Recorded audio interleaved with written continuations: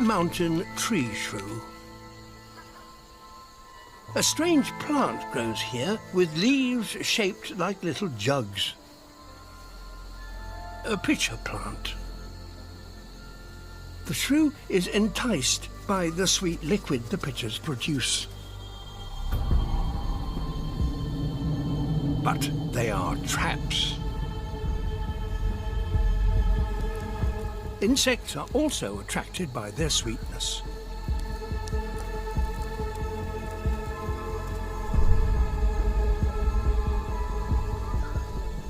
However, the surfaces are slippery, and the insects can easily lose their footing.